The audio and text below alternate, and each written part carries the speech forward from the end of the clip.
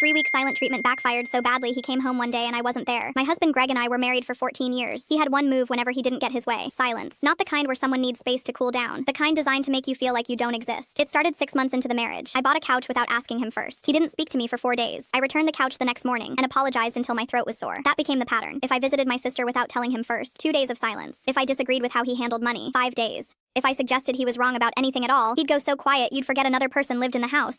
And every single time, I'd shrink. I'd cook his favorite meals and leave them on the table like offerings. I'd text him paragraphs of apologies he never responded to. I'd sit on the edge of the bed at night, whispering sorry to a man pretending to be asleep. He'd eventually come back to life when he decided I'd suffered enough, and I'd feel grateful. Grateful that my own husband was speaking to me again. That went on for 14 years. Then 3 weeks ago, I told him I wanted to go back to school. I'd been looking at nursing programs. I showed him the tuition, the schedule, how I'd still handle everything at home. He stared at the laptop screen and said, "That's not realistic." I said, "I'd already spoken to an admissions counselor." He closed the laptop. "We're not spending money on that." I said, "It was financial aid and a small loan."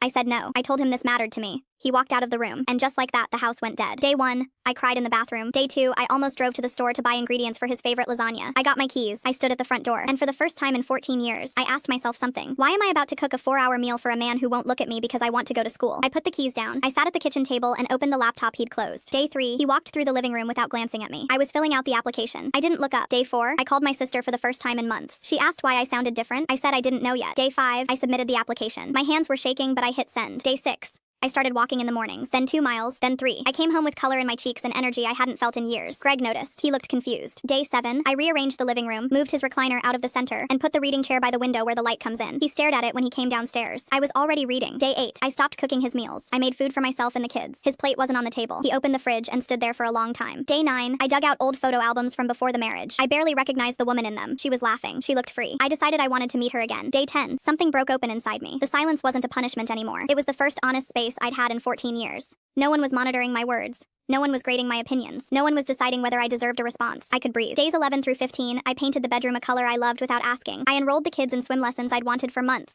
I had coffee with a neighbor I'd been too anxious to befriend. I opened a bank account in my name. Greg started hovering. He'd stand in doorways watching me. He was waiting for me to break. Day 16, the acceptance letter came. I got in. I sat in my car in the driveway and sobbed. Not from sadness, from the realization that I almost never applied because a man who wouldn't even speak to me told me no. Day 18, Greg finally spoke. He walked into the kitchen and said, "So this is how it's going to be." I looked at him. "You haven't spoken to me in 18 days. I've enrolled in nursing school, opened my own bank account, repainted the bedroom, and made more decisions in 3 weeks than I made in 14 years. So yes, this is how it's going to be." He went pale. I said, "Every time I had a thought you didn't like, you erased me. You made me feel like I needed your permission to exist. And I spent 14 years believing that." I said, "You can be part of this family as a partner, or you can keep standing in doorways waiting for a woman who doesn't exist anymore." Last Tuesday, I walked into my first class, sat in the front row, and opened a notebook. And the woman holding that pen was someone my husband of 14 years had never met.